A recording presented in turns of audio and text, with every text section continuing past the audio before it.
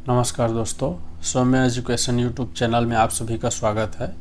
साथियों, आज हम देखेंगे कक्षा 6वीं का गणित का अध्याय 1 चैप्टर 1 प्राकृत संख्या।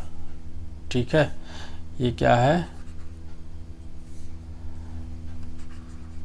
कक्षा 6वीं चैप्टर 1। ठीक है, यहाँ पे देखो क्या है, ये प्राकृत संख्या। ठीक, यहाँ पे दिया हुआ है प्राकृत संख्या। तो प्राकृत संख्या होता क्या है वो देख लेते हैं। देखो, गणना के लिए जिन संख्याओं का उपयोग किया जाता है उसे प्राकृत संख्या कहते हैं। ठीक है, किसके लिए? गणना। गणना मतलब गिनना। ठीक है, गिनना, गिनती के लिए जिसका उपयोग किया जाता है उसे प्राकृत संख्या कहते हैं। देखो 1 2 3 4 5 6 और ये कहाँ तक जाएगा? अनंत तक जाएगा। ठीक है, देखो यहाँ से 1 2 3 4 5 6 ये कहाँ तक? इत्यादि सभी प्राकृत संख्याएं हैं। प्राकृत संख्याओं के समूह को n से व्यक्त करते हैं। ठीक है, यहाँ देखो कैपिटल N। ठीक है, प्राकृत संख्याओं के समूह को कैपिटल N से व्यक्त करते हैं, अर्थात n बराबर 1 2 3 4 ये डैश डैश इत्यादि दिया हुआ है। देखो अब यहाँ एक नोट दिया हुआ है, तो चलो एक बार रिवाइज करते हैं। प्राकृत संख्या, प्राकृत संख्या गणना के लिए जिन संख्याओं का उपयोग किया जाता है उसे प्राकृत संख्या कहते हैं। गणना मतलब गिनती के लिए जिन संख्याओं का उपयोग किया जाता है उसे प्राकृत संख्या कहते हैं। 1 2 3 4 5 6 इत्यादि सभी प्राकृत संख्याएं हैं। ठीक है, मतलब गिनने के लिए। अब इसमें एक चीज़ और आप लोग के मन में डाउट आ रहा होगा, मतलब अंक तो 0 से शुरू होता है। ठीक है, 0 से 9 हमने पढ़ा है, तो यहाँ पर 0 को क्यों नहीं लिया गया है? क्योंकि हम गणना की बात कर रहे हैं। ठीक है, गणना मतलब गिनती की बात कर रहे हैं। तो कभी सुने हो क्या 0 आम? ठीक है, 0 बच्चे,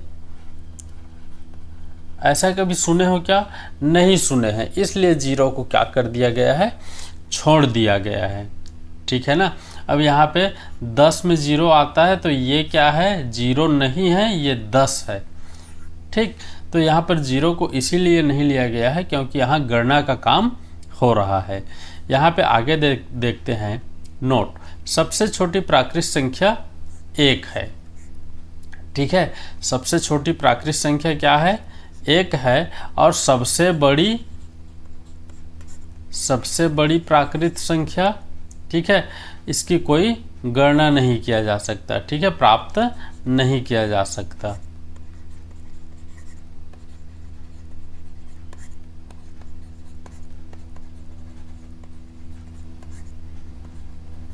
ठीक है, सबसे बड़ी प्राकृत संख्या प्राप्त नहीं किया जा सकता क्योंकि वह क्या है? अनंत तक जाते ही जाएगा।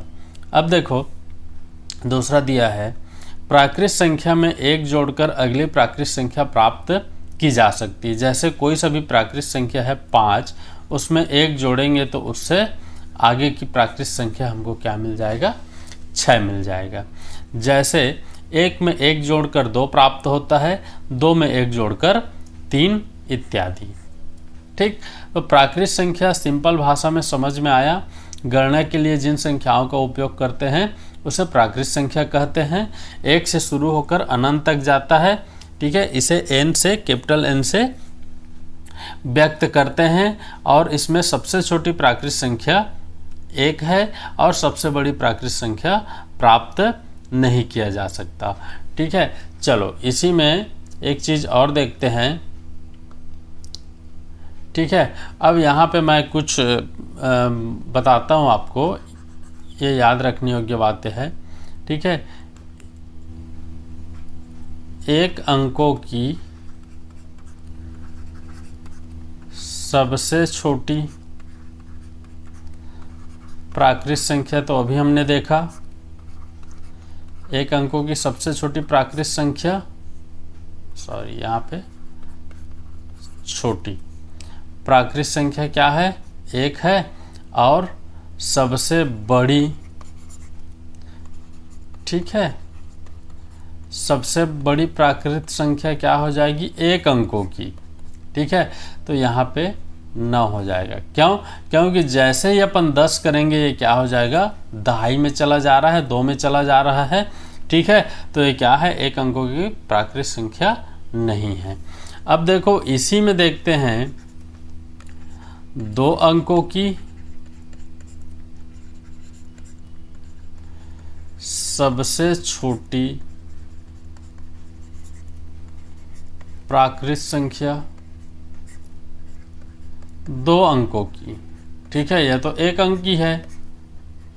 ठीक है, 1 अंक की है। अब 2 अंकों की देखेंगे तो सबसे छोटी में 10 आ जाएगा और सबसे बड़ी प्राकृत संख्या में क्या आ जाएगा। अब देखो 2 अंकों की बोल रहा है तो ये हो जाएगा 99। क्यों? क्योंकि 100 करेंगे तो फिर ये 3 अंक में चला जा रहा है, इसलिए 100 से छोटा क्या हो जाएगा, 99। इसी प्रकार 3 अंकों की,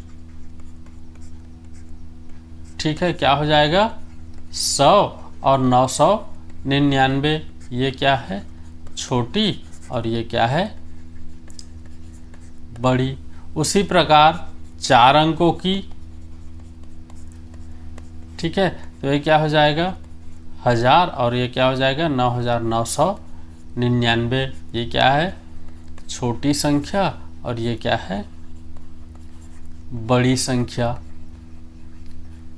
ठीक, इसमें कुछ डाउट नहीं होना है। 5 अंकों की बोलेंगे तो इसमें 1 0 बढ़ा देना और इसमें 1 9 बढ़ा देना। इसी प्रकार 6 7 8 9 10 जितने भी अंकों की आप संख्या निकालने चाहो, छोटी और बड़ी प्राकृत संख्या आप निकाल सकते हो।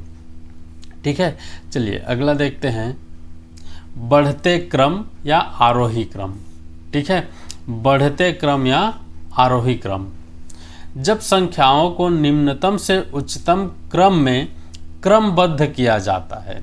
ठीक है, संख्या क्या है, इधर उधर बिखरा हुआ है, उसको निम्नतम से उच्चतम मतलब छोटी सी बड़ी, ठीक है, छोटी संख्या से बड़ी संख्या की ओर जाना। ठीक, जब संख्याओं को निम्नतम से उच्चतम क्रम में क्रमबद्ध किया जाता है तो उस क्रम को बढ़ते क्रम या आरोही क्रम कहा जाता है। अब देखो एग्जाम्पल देखते हैं। ठीक है, मैं कुछ भी लिख देता हूँ, 2 8 3 9 16 24 11। ठीक है, अब ये क्या है, संख्या दिया हुआ है। अब इसको निम्नतम से उच्चतम में क्रमबद्ध तरीका। ठीक, अब देखो इसको मैं एक सिंपल सा लेता हूँ। 2 के बाद 3 कर दूँ, 3 के बाद 9 कर दूँ, 9 के बाद 8 कर दूँ, 8 के बाद 11 16 24 ऐसा करूँ तो ये क्या है, बढ़ते क्रम में तो है लेकिन क्रमबद्ध नहीं है, क्रमबद्ध नहीं है। क्यों? क्योंकि देखो यहाँ 9 के बाद 8, ठीक है, तो ये क्या है, क्रमबद्ध नहीं है। 2 के बाद 3, 3 के बाद 8, 8 के बाद 9 होता, ये यहाँ पर होता और ये यहाँ पर होता, तो ये क्रमबद्ध होता, इसलिए क्या है, यह बढ़ते क्रम में नहीं है। ठीक है, चलिए इसको मिटा करके मैं फिर से लिखता हूँ।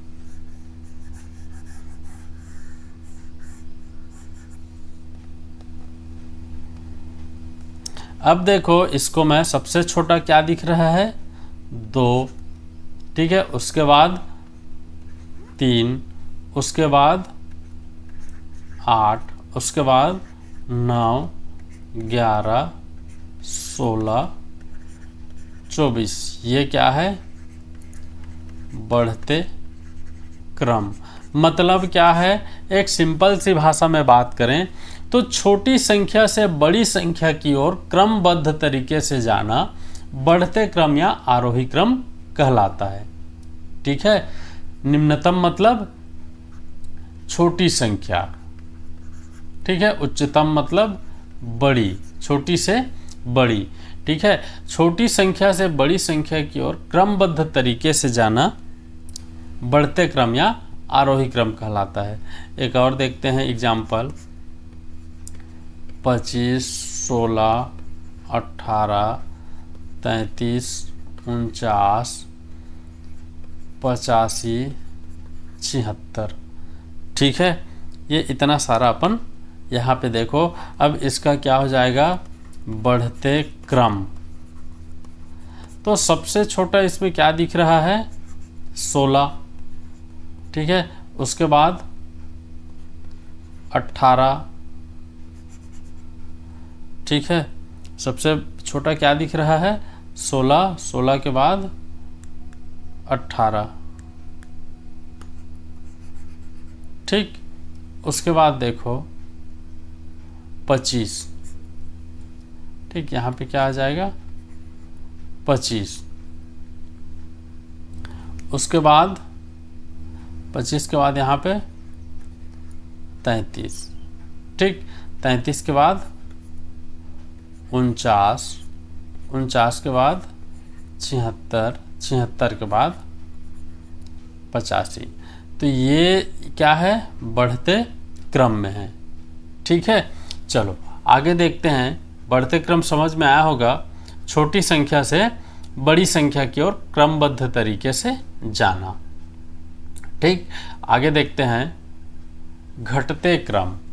ठीक है, घटते क्रम। अब इसमें जस्ट बढ़ते क्रम का उल्टा, जब संख्याओं को उच्चतम से निम्नतम क्रम में क्रमबद्ध किया जाता है तो उस क्रम को घटते क्रम या अवरोही क्रम कहते हैं। ठीक है, अब ले लेते हैं एक छोटा सा एग्जाम्पल लेते हैं।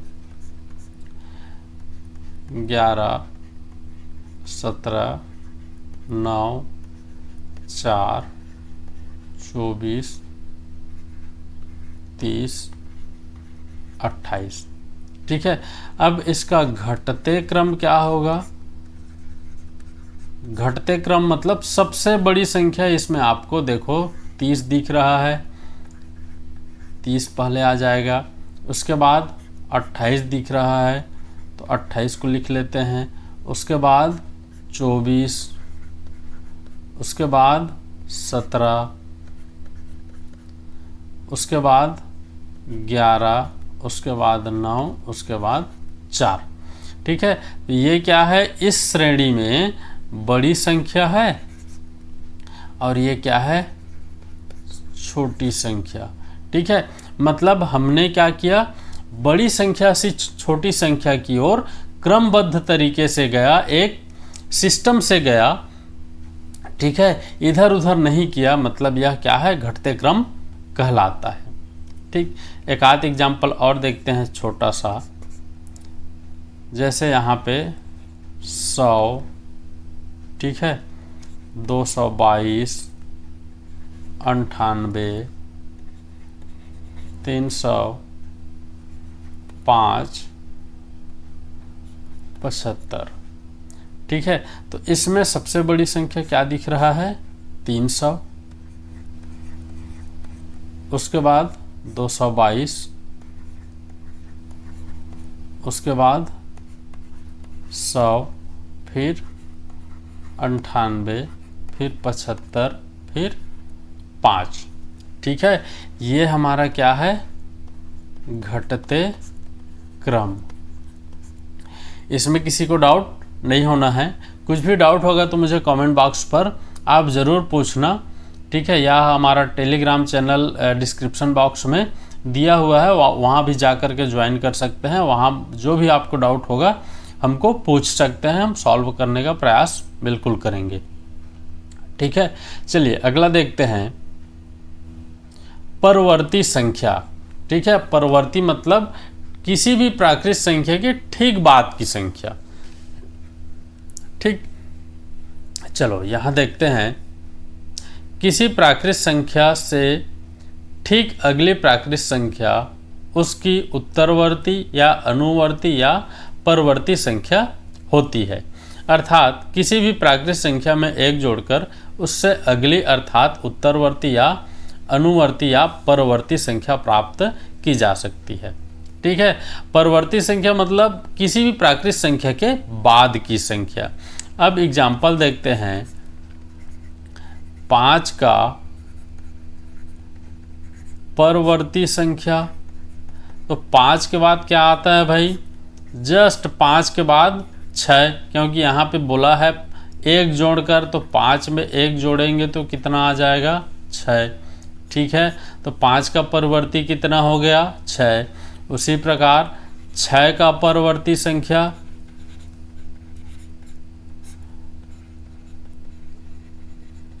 6 का परवर्ती संख्या क्या हो जाएगा, 7। क्यों, क्योंकि देखो 6 + 1 = 7। ठीक है,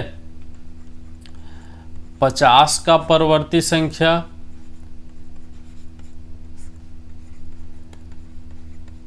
50 का परवर्ती संख्या क्या हो जाएगा, 51। क्यों, क्योंकि 50 + 1 = 51।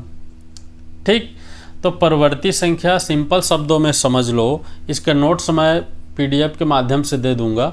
ठीक है, तो परवर्ती संख्या आपको क्या है, सिंपल शब्दों में समझना है, किसी भी प्राकृत संख्या में 1 जोड़ देने से या किसी भी प्राकृत संख्या के ठीक बाद की संख्या, ठीक है, ठीक बाद की संख्या परवर्ती संख्या कहलाता है, उस संख्या की परवर्ती संख्या कहलाता है।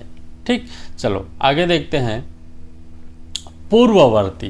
ठीक है, इससे पहले परवर्ती देखे थे, अब क्या देखना है, पूर्व मतलब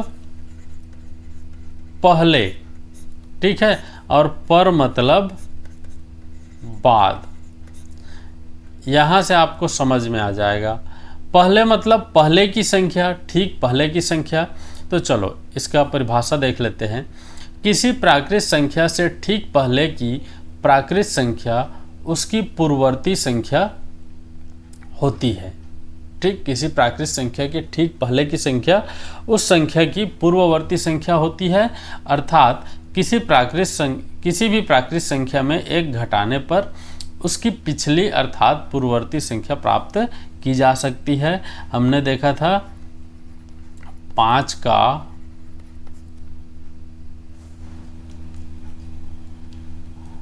पूर्ववर्ती संख्या। ठीक है, 5 का क्या हो जाएगा, 4। क्यों, 5 - 1। ठीक है, 5 - 1 = 4। उसी प्रकार 4 का पूर्ववर्ती संख्या क्या हो जाएगा, 3। कैसे, 4 - 1 = 3। हमने एक संख्या और लिया था 50 का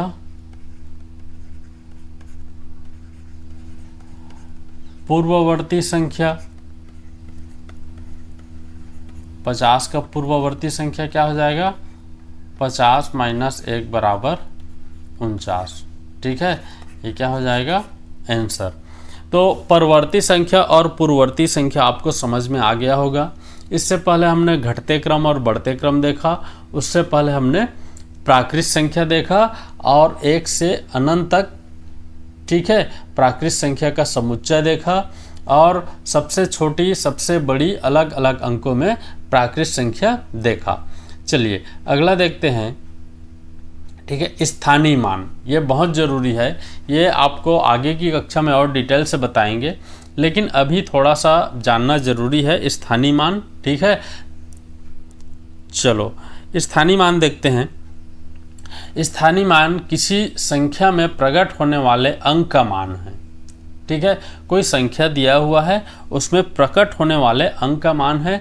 संख्याएं अंकों से बनी होती है और 1 अंक, 2 अंक आदि हो सकते हैं। ठीक है, किसी संख्या, कोई भी संख्या बना है वह 1 अंक की हो सकती है, 2 अंक की, 3 अंक की, 4 अंक की। ठीक है, कैसा भी हो सकता है। अंक समान हो सकते हैं लेकिन उसका मान अलग अलग हो सकता है।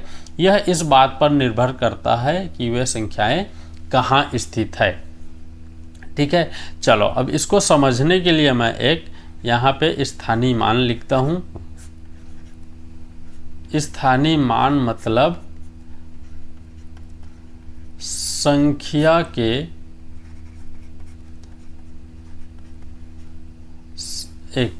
संख्या में संख्या में स्थान का मान, संख्या में अंक के स्थान का मान। ठीक है, अब देखो एक चीज और, स्थानीय मान क्या होता है? इकाई, ठीक है, दहाई, सैकड़ा, हजार, 10,000। ठीक है, ये और आगे जाता है, फिलहाल आप लोग यही तक जानो। ठीक है, आगे की कक्षा में या आगे की क्लास में स्थानीय मान का एक अलग से चैप्टर लेंगे और कंप्लीट करेंगे इसको। तो इकाई मतलब क्या होता है? 1, दहाई मतलब 10, सैकड़ा मतलब 1000, सैकड़ा मतलब 100, सॉरी, फिर 1000, फिर 10,000। ठीक है, अब इसी में क्या है? अंक का मान होता है, अंक का स्थान अलग अलग हो सकता है। ठीक है, अब देखो 512 में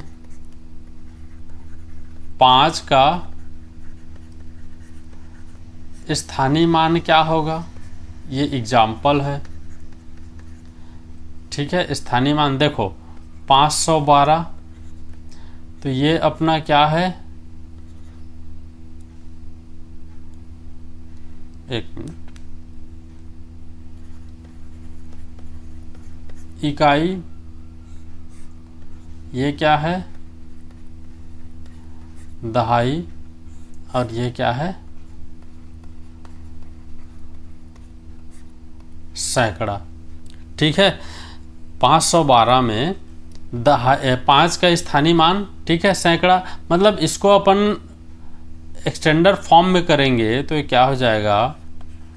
500 प्लस 10 प्लस 2, इसको जोड़ करके देखो 512 ही आएगा।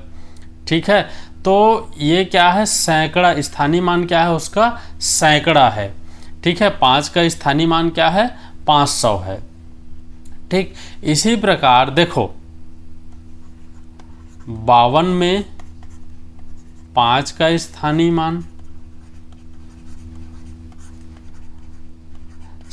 अंक वही है, 5 है यहाँ और यहाँ भी 5 है, तो यहाँ बोला है ना अंक समान हो सकता है, अंक समान हो सकता है लेकिन उसका मान अलग अलग हो सकता है।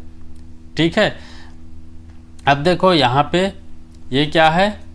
इकाई, और ये क्या है? दहाई। तो दहाई बोल रहा है, उसमें 10 का गुणा कर दो। देखो इकाई में 1 का गुणा, दहाई में 10 का गुणा, सैकड़ा में 100 का, हजार में 1000 का, उस संख्या में।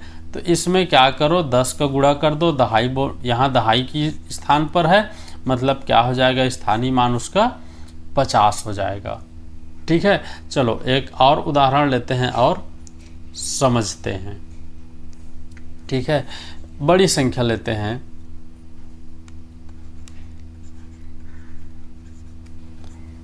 ठीक, अब इसमें 4 का स्थानीय मान,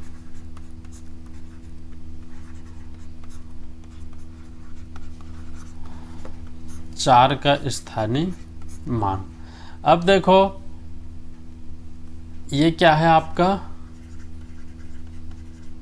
इकाई, ये दहाई, ये क्या है? सैकड़ा, ये हजार, और ये 10,000। ठीक, तो यहाँ पे 5 में क्या हो जाएगा? 10,000 का गुणा। ठीक, 5 में 10,000 का गुणा, उसके बाद प्लस 4 में 1000 का गुणा, प्लस 3 में 100 का गुणा, प्लस, ठीक है, चलो इसको ठीक से करते हैं।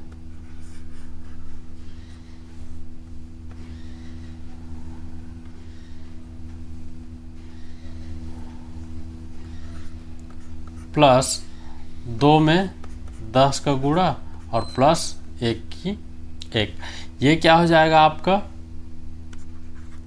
50,000 प्लस 4,000 प्लस 300 प्लस 20 प्लस 1, ये क्या है उसका स्थानीय मान। तो 4 का पूछा है मतलब 4,000, 4 का स्थानीय मान, 4 का स्थानीय मान पूछा है, तो 4 का स्थानीय मान क्या हो जाएगा 4,000। ठीक है, तो ये स्थानीय मान भी आपको देखना जरूरी है। चलिए अगला देखते हैं चिन्ह का प्रयोग। ठीक है, चिन्ह यहाँ पे देखो सिंपल भाषा में ये जो चिन्ह है इस टाइप का, ये क्या है बड़ा है का चिन्ह है, ये क्या है छोटा है, और इसको तो सब जानते हैं बराबर है।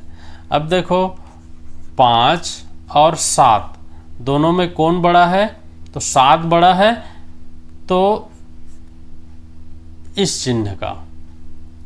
ठीक है, 5 छोटा है 7 से या 7 बड़ा है 5 से, इसको दोनों प्रकार से लिख सकते हैं। 5 छोटा है 7 से या 7 बड़ा है 5 से। ठीक है, मतलब जिधर मुंह खुला है, देखो जिधर मुंह खुला है ये देखो, ठीक है, उधर की संख्या क्या होगा बड़ा होगा, और जिधर बंद है इधर देखो, ये देखो यहाँ पे बंद है, तो इधर का संख्या क्या है छोटा होगा। ठीक, छोटा और बड़ा समझ में आया। अब देखो 4 और 4 दिया है, तो इधर भी संख्या 4 है, इधर भी संख्या 4 है, मतलब दोनों के बीच में क्या हो जाएगा बराबर। ठीक है, तो इन चिन्हों का प्रयोग व्यंजकों की तुलना के लिए किया जाता है। देखो यहाँ पर दिया हुआ है बड़ा छोटा या बराबर चिन्ह का प्रयोग करके संख्याओं और व्यंजकों की तुलना की जा सकती है। ये देखो बड़ा है का चिन्ह, छोटा है का चिन्ह और बराबर है का चिन्ह है। चलिए अगला देखते हैं प्रश्नावली। ठीक है, कक्षा 6वीं का है ये। प्रश्नावली देखते हैं। सबसे पहला प्रश्न क्या दिया है, सबसे छोटी प्राकृत संख्या कौन सी है। तो देखो हमने सबसे पहले ही पढ़ा है सबसे छोटी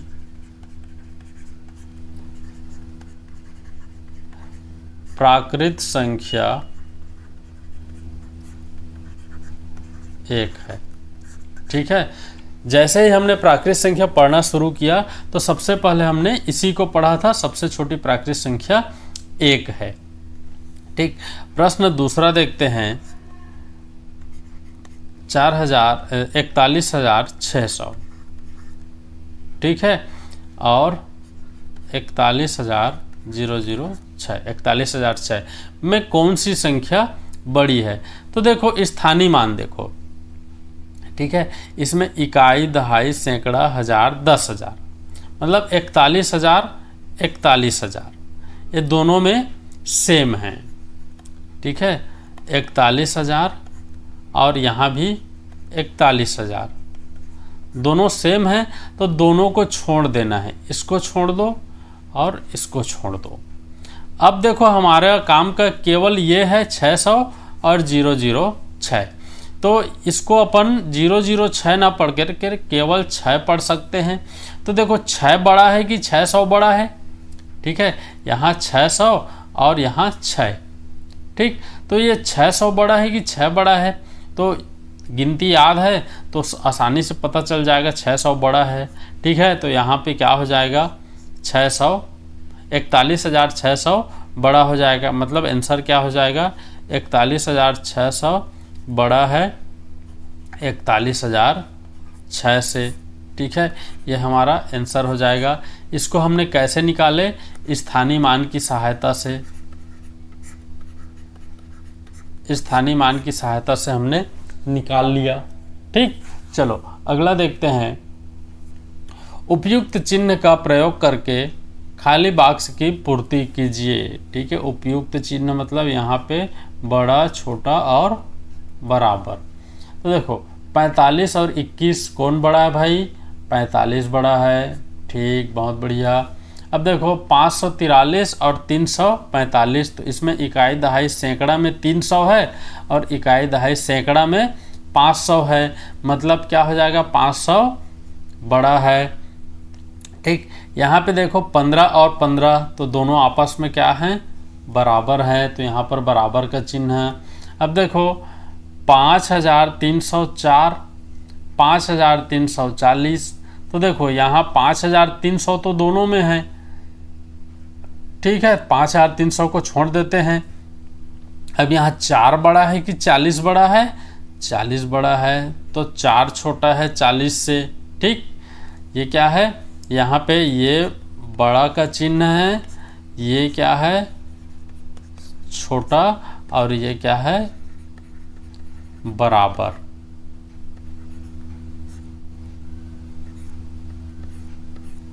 ठीक है, अब देखो 10,991 और 10,091, तो 10,000 दोनों में है, तो दोनों को छोड़ दो। अब यहाँ क्या है? 991 और यहाँ केवल 91, तो 991 बड़ा है ना भाई? ठीक, तो यहाँ पर बड़ा का चिन्ह। उसी प्रकार छठवां देखते हैं, 99,876। ठीक है, और यहाँ 99,786, तो 99,000 दोनों में दिख रहा है, तो 99,000 को दोनों से हटाते हैं। और यहाँ 876 और यहाँ 786, तो यहाँ 800 है, यहाँ 700 है, तो 800 वाला बड़ा होगा। तो इस प्रकार ये प्रश्न तीसरा भी आपका कंप्लीट हो गया। चलो अगला देखते हैं, प्रश्न चौथा, 1 से 100 तक की संख्या लिखने के लिए कितने बार 9 का प्रयोग करना पड़ता है? ठीक है, बहुत ही अच्छा सवाल है। 1 से 100 तक, 1 से 100 तक लिखेंगे तो 9 का प्रयोग कितना बार होता है? ठीक है, तो लिख लो भैया।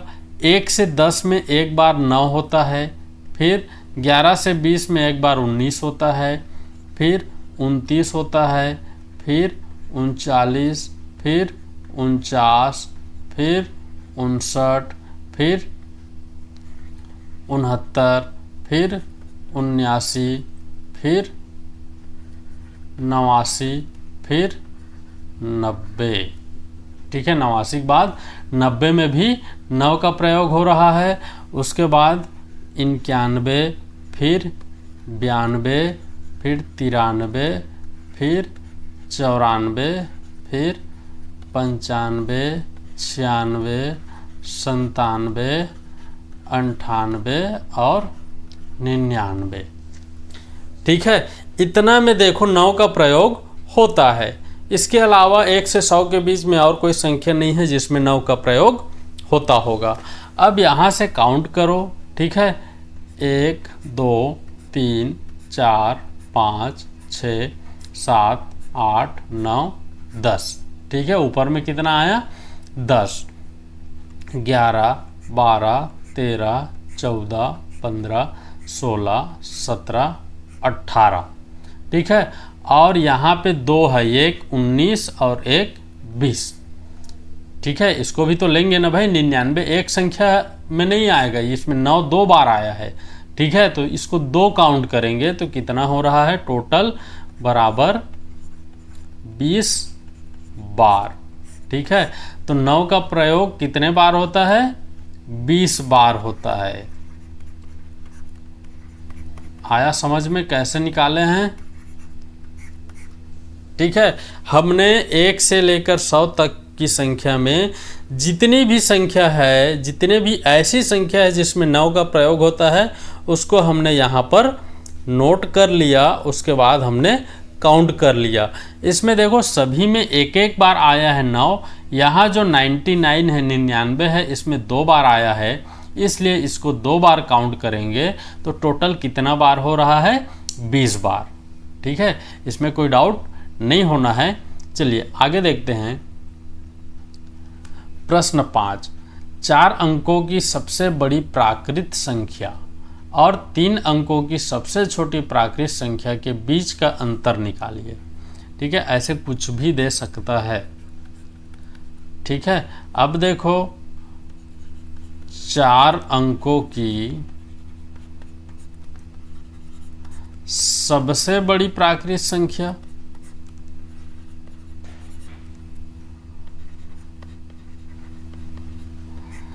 चार अंकों की सबसे बड़ी प्राकृत संख्या क्या हो जाएगा भाई? बताया था 9999, या 4 बार 9 लिख के पढ़ लो। ठीक है, और दूसरा क्या बोल रहा है? 3 अंकों की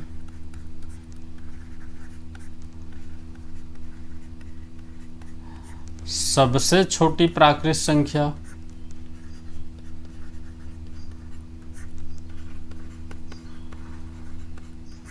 क्या है भाई? 100। अब दोनों के बीच का अंतर बोल रहा है तो दोनों को घटा दो। 9999 माइनस 100। अब घटाना तो आता होगा। 9 में से 0 गया या 0 गया तो 9, 9 में से 0 गया तो 9, 9 में से 1 गया तो 8, और 9 यहाँ पे कुछ नहीं है तो 9 की 9। मतलब हमारा आंसर क्या आया? 9899। ये हमारा क्या हो जाएगा? आंसर हो जाएगा। ठीक है, तो ऐसे और भी प्रश्न आपको दे सकते हैं, आपको प्रिपेयर रहना है। ठीक है, यहाँ पे 4 अंकों की सबसे बड़ी प्राकृत संख्या 9999 है और 3 अंकों की सबसे छोटी प्राकृत संख्या 100 है, और दोनों का अंतर किए, दोनों को एक घटाए तो क्या किए? बड़ी संख्या में छोटी संख्या को यहाँ घटा दिए तो 9899 रुपये या जो भी है वो हमें फाइनल आंसर मिल गया।